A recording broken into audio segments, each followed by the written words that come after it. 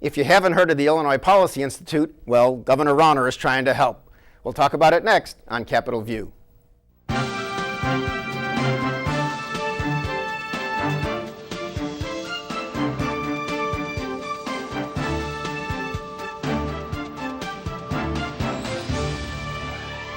Welcome to Capitol View, the program where we talk about state government, sometimes the federal government, and how it just might affect your life. I'm Bernie Schoenburg from the State Journal-Register.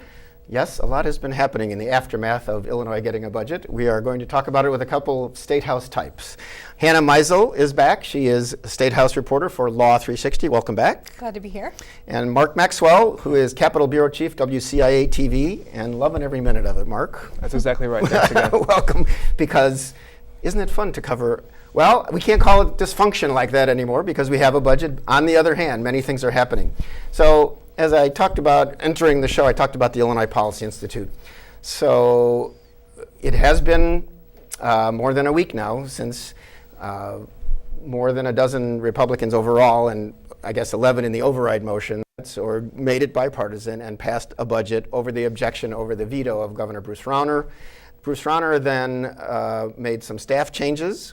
Starting the Monday after, Rich Goldberg, his chief of staff, was out. That was the second thing we learned. The first thing we learned was Christina Rasmussen of Springfield, who has moved up to being president of the Illinois Policy Institute, which has offices in Chicago and Springfield, is in as new chief of staff. Mark, what do we make of this? Tell us a little about the Policy Institute.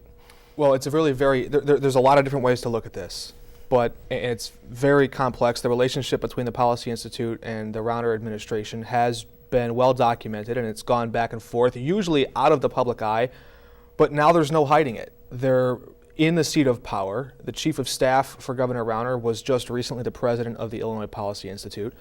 The Policy Institute's legal arm, the Liberty Justice Center, is advancing a case all the way to the Supreme Court that really drives at the core of the biggest battle in Springfield, which is public sector unions versus outsourcing and privatization and a smaller government. So this is the biggest battle that has really sparked off between House Speaker Michael Madigan, who represents many of the unions, and Governor Bruce Rauner, who represents this sort of Scott Walker type of governor. That's one of the aspirations he wants.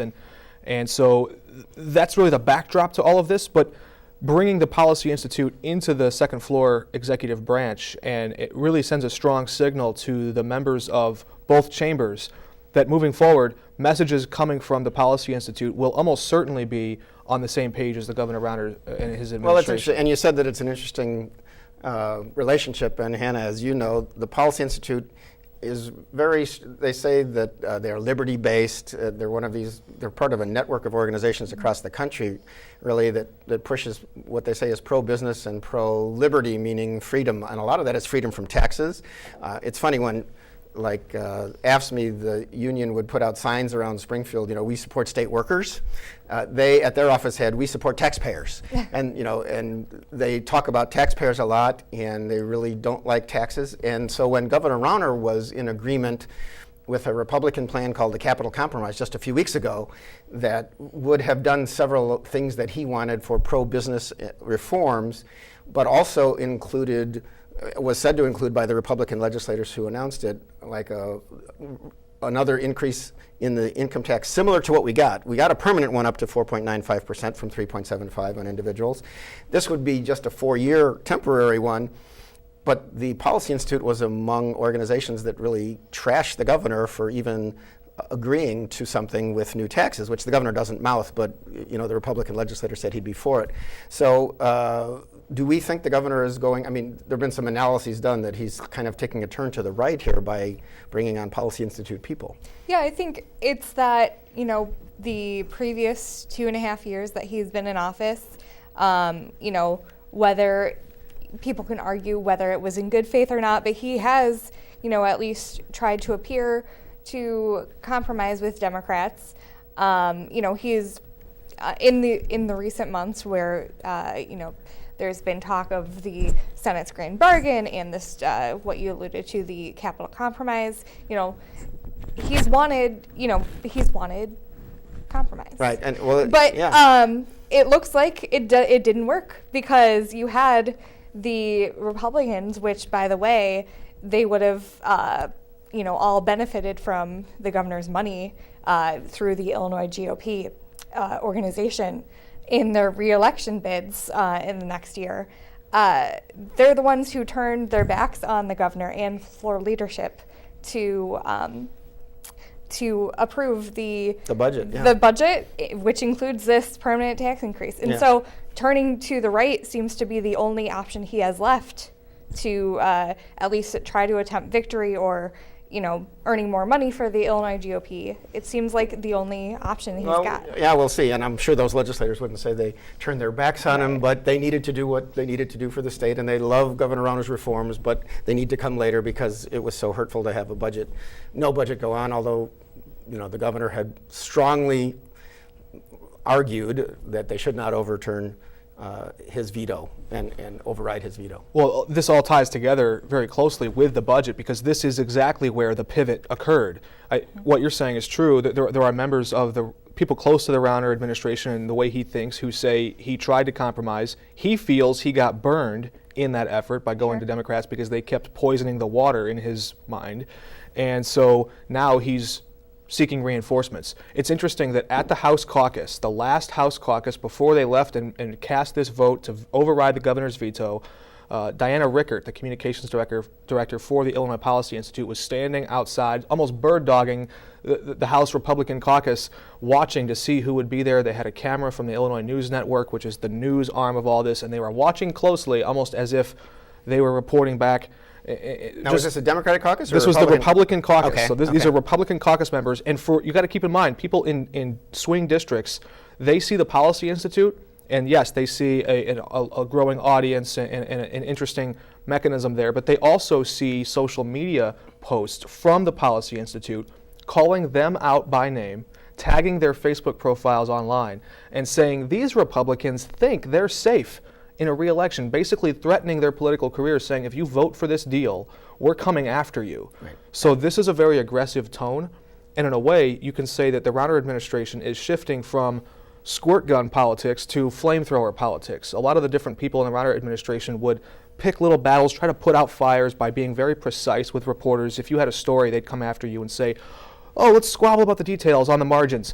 The Policy Institute doesn't operate that way. They come out guns blazing and they say, no, this is the bigger fire, and they stay on message. For all the different things you have about the Policy Institute with disagreements or whatever, you have to say they stay on message and tell a story very well and really say, we're coming at you with a flamethrower. I think I'll just give a little more background. Besides Christina Rasmussen, who's the new Chief of Staff to the Governor, our friend Rich Miller of Capitol Facts reported that Diana Rickert, the communications head for the Policy Institute, is going to be the Deputy Chief of Staff for Communication. Not sure if that's happened yet, but it appeared to be happening.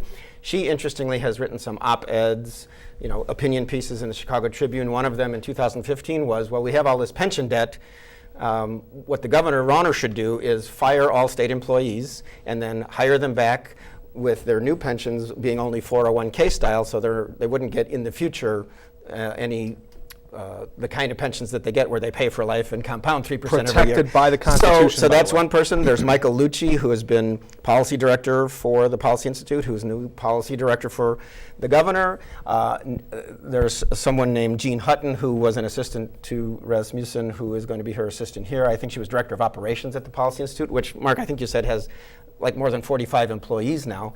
We should also note that Governor Rauner, before he was a candidate for governor, or at least between, I think it's 2009 and 13, he donated $625,000 to this organization, the Policy Institute, which some of us have reported several times because he seems to reflect so much of their views, but the general public hasn't known this as much, but now they might. And one other big hire is Laurel Patrick, who is going to be Director of Communications. She's not a Policy Institute person, but she was with something called the Franklin Center, which is also a right-leaning organization. And I think watchdog.org is part of their organization, which also goes after government waste from that perspective of the taxpayer, I believe. She also worked for Scott Walker, who you mentioned, the governor of Wisconsin, who has severely, through legislative changes he achieved that our governor looks to as positives, he has reduced the power of unions in Wisconsin, and she was at one time Governor Walker's press secretary, Scott Walker. So those are some of the changes. And if Wisconsin was the battle, Illinois is the war. because Wisconsin was always traditionally a purplish state. It would be a swing state. It would go back and forth. But Illinois is a deep blue state, and which is the interesting part. And yeah, Hannah, I was going to think about that. In recent presidential elections, Illinois has moved more and more Democratic, and of course, we did elect a Republican governor after the Blagojevich and then Pat Quinn era in 2014, and our governor, the Republican Rauner, is going to spend. He's already put, what is it, $50 million of his own, and somebody else has thrown, Ken Griffin, the richest man in Illinois, has thrown in $20 million. This is going to be the biggest race, money-wise, ever in Illinois. But aren't we a Democratic state, and isn't he fighting upstream? It's also going to be midterm for Donald Trump, who lost Illinois, although he won many counties downstate, most of them. But we've been a Democratic state, and the governor is really going strong in the other direction. Yeah, well, I want to say this is a lot like kind of the end of an era in Illinois. Illinois has been, like you said, Democratic, but more than that, even when we've had Republican governors and in some cases in the early 90s, Republican leadership in the General Assembly, compromise has been, it's been there. Yeah, they always got a budget. Right, but I think in this new era, Mark highlighted the social media efforts by the IPI. They're so good on social media. If I came into Illinois and I didn't know anything about anything, I would look at their social media presence and say, wow, they're so professional, they're so good. Like, look how prolific they are. So that's one way that they get around traditional media like us. So we've seen that in... Are we traditional?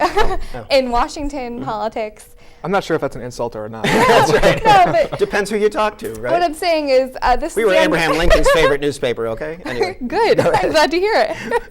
But this is the end of an era. This is the welcoming of Washington-style politics in lots and lots and lots of money, in going around traditional media, and swinging even further to the right and probably in the left, as we will undoubtedly see in the next Right. Well, we know already one of the governor candidates on the Democrats, J.B. Pritzker, has been putting things on social media as well as part of the counterbalance of this, and we'll see, there'll be a big effort at that. Mark, one of the things that the Policy Institute does through their own website and then through their news network, which I have, they have a cartoonist, and they have these horrible pictures of Mike Madigan, and certainly people And can Jim make fun of- Durkin and Bruce Rauner, and a lot of different characters make their way through the cycle, yes. But they're out there. I had written some columns over time saying it is weird that an organization that has a definite agenda, which the Illinois Policy Institute does, this taxpayer agenda, which clearly is anti-tax at this point, et cetera. They had proposed a budget, for example, with no tax increase, which means they want lots of very big cuts to local and state governments. So, how else are you going to pay down the $15 billion in bills and the $7 billion gap between what the state's been taking in and spending recently until this new budget, which did cut some from like $39 billion a year to $36. Anyway, they have something called Illinois News Network. I know one of their reporters, for example, Greg Bishop, he does radio stuff and video, and he goes to the State House to do it. He goes to the Illinois Policy Institute, where they have a studio in their office a few blocks from the Capitol, and they put this stuff out, and newspapers and radio stations across the state can use it for free. And they then bought the Illinois Radio Network. The Illinois News Network bought the Illinois Radio Network. Now, they say, by the way, that their media operations are independent of, editorially of the Policy Institute, and yet that's where they're from, and we'll see. I have made this something in my columns. I think by the governor hiring all these Illinois Policy Institute people, more people may notice this, because what happens is particularly smaller newspapers and radio stations are using this stuff all the time because it's free. Mm-hmm. And they don't maybe have the Associated Press, which It's free, but what is it worth? And the question is and why... They think it's worth a lot, and they say it's independent, but you clearly, you're not going to get a lot of stories about how wonderful Illinois is on the Illinois News Network. But the interesting thing about all this is that the Illinois Policy Institute and increasingly Governor Rauner are operating in this gray space between the right to free speech and political speech and campaign finance law. There's a really interesting gray area between there. They feel that they're operating very soundly on firm footing with the First Amendment and the right to free speech and the battle for the hearts and minds. They really are advancing ideas that are, they say they're nonpartisan. I would argue that. they're not Republican and they're not Democrat. They're libertarian. And this is an interesting and growing population and sector in the American electorate. But every single one of these ideas, you're not going to find a lot of, you hear extreme right wing on the national spectrum, and usually you incorporate or you think of a lot of social conservatives. Yeah, this is all fiscal. This is all fiscal libertarian principles. I mean, Bruce Rauner may very well be the de facto first libertarian governor of a state in the country. If you really drill down to his ideology, that's what's beneath it, and that's what the Illinois Policy Institute represents. I asked their executive vice president, Matt Paprocki, that about this weekend, and I asked him about the independence of the Illinois News Network, and he said the same thing. He says, we don't ever lean on Greg Bishop, that reporter. He's able to do what and he's just one of a team they've got. They've got a lot of people putting stuff out. Yeah, and Greg works tirelessly hard. He's at every Smart press. guy. He's a smart guy. He works incredibly hard. He works very cheap. He has a lot of interesting gizmos and gadgets, and I often rib him about that in different staterooms and press rooms and things. But there is an agenda. The argument many of the policy people make and the Rauner allies make is that you're pretending by bringing that up that the Sun-Times doesn't have an agenda or the Tribune doesn't have an agenda as well. And historically speaking, newspapers in this country began as political campaign arms.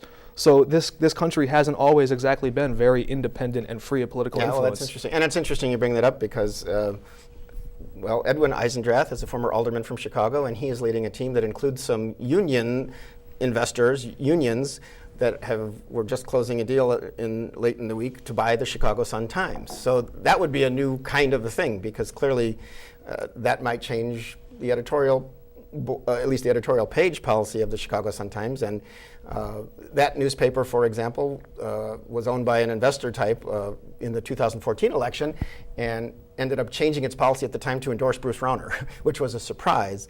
Now I'm guessing if a union group and a progressive style Democratic alderman like Edwin Eisendrath, who tried to take on Rod Blagojevich in the Democratic primary for governor in 2006 because he thought Blagojevich was a bad guy, and perhaps he was right, but the party stuck with Blagojevich and got him through. They're not going to perhaps be on the same wavelength as Bruce Rauner, and there will be arguments that the Sun-Times then is more of a spokesperson for a certain ideology. Right. We know the difference between an editorial page and a reporter from the same news organization. And the front page, the right. news pages, right? People who watch things like CapitolView on a Friday night probably know the difference. But, generally people, they have their lives. They're not, spending hours, dissecting the differences and, following reporters on Twitter. It's all the same to them. Even, if an AP story gets into, the New York Times, I actually saw an example of this on Facebook. Someone from Springfield had posted our colleague John O'Connor's AP story that happened to be picked up by the Times, and then some commenter said, the Times is a liberal rag, but it was an AP story. So people aren't going to know the difference. No, understood. Generally. Yeah, that's a tough one. But there's sort of two commentaries here, right? Because we're talking about the state of media, the fragmentation of it, and the way news gathering is taking place and occurring. You have these big corporations that look and see an AP story from O'Connor and think this is valuable, I'm going to print that.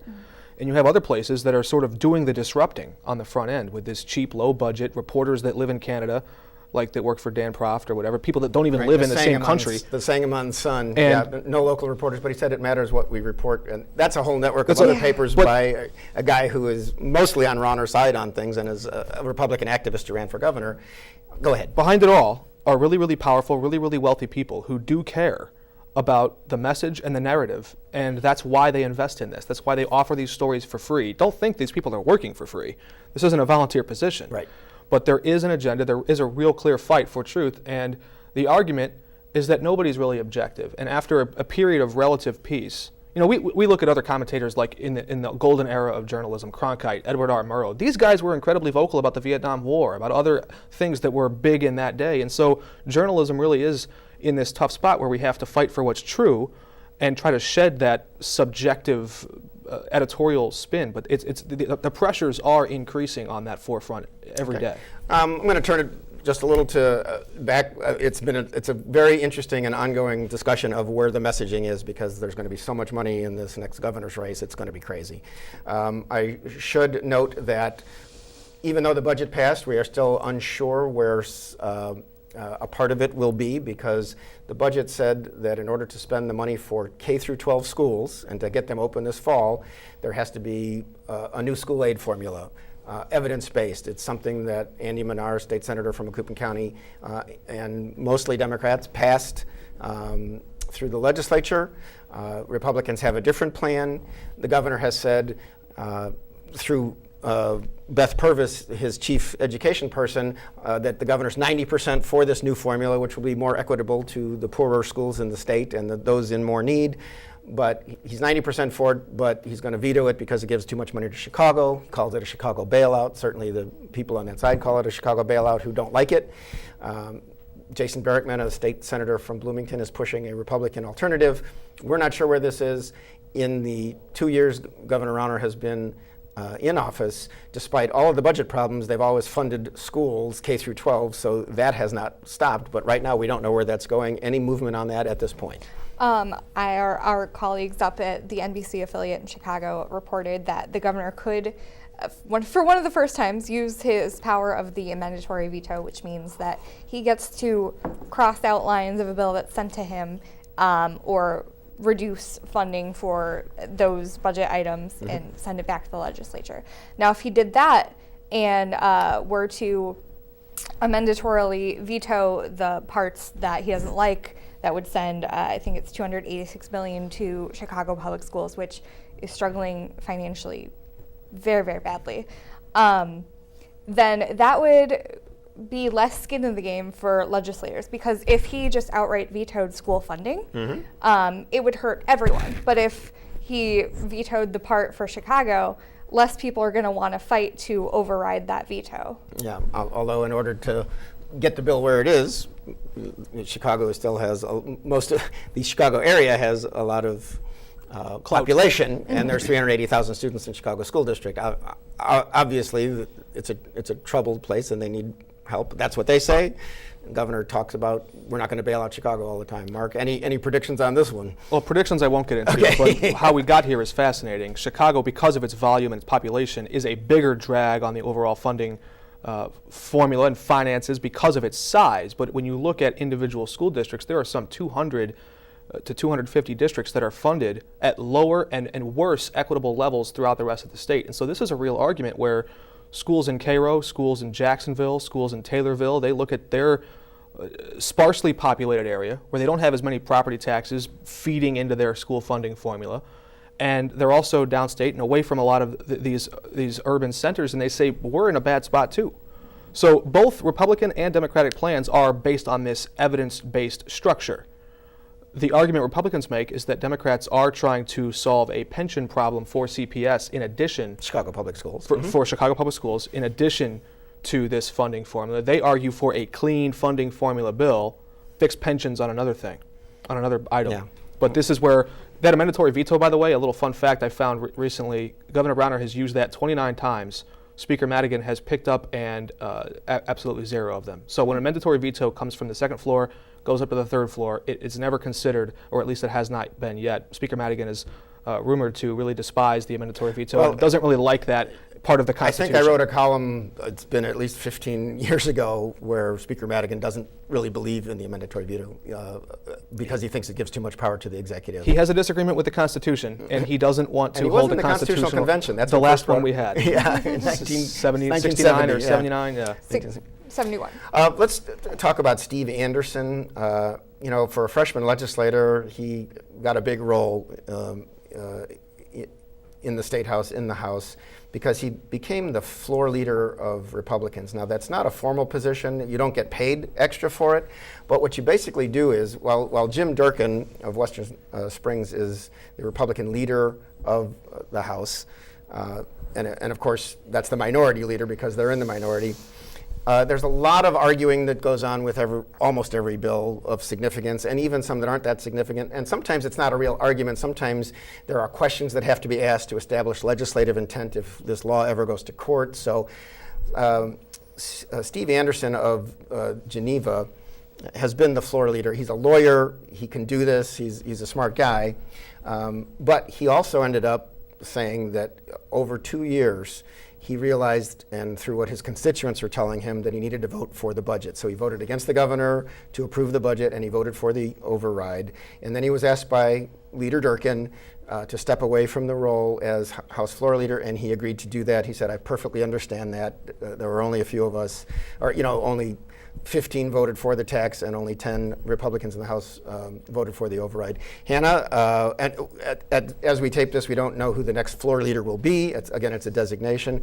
But what do we think of Steve Anderson? He said he expects to be primaried, to have a Republican run against him. We'll see what happens. Steve Anderson, if I'm not mistaken, he was also one of the members who got death threats, and he did say that, and his yes. personal cell phone number was published. I'm not positive about that one, but I heard he agreed to death threats. Yeah. It was not a pretty situation from last Sunday night through Thursday afternoon when they did eventually override, and I'm sure that he's still getting some abuse online or through phone lines. But anyway, it does make sense that he would be asked to step down from floor leadership. He did buck his leader, Jim Durkin. But again, I wonder if this, not that Jim Durkin is a Rauner, right? I don't believe that at all. But I wonder if this will also fall into the stream of turning more to the right. Yeah, well, we will see where it goes. Republicans in Illinois. We are just about out of time. I'm just going to mention that there were also layoff notices from the Rauner administration to 8 people who work at the Illinois Department of Transportation. They said because these people had no work, it's going to be challenged by Teamsters Union, and one of the people was the wife of a local labor leader, and one was the wife of someone who is the state director for Senator Durbin, a Democrat. We will see where that goes. Unfortunately, we're out of time. Hannah Meisel and Mark Maxwell, thanks for sharing these thoughts. I'm Bernie Schoenburg. Thank you for sharing, and we'll see you next time on Capitol View.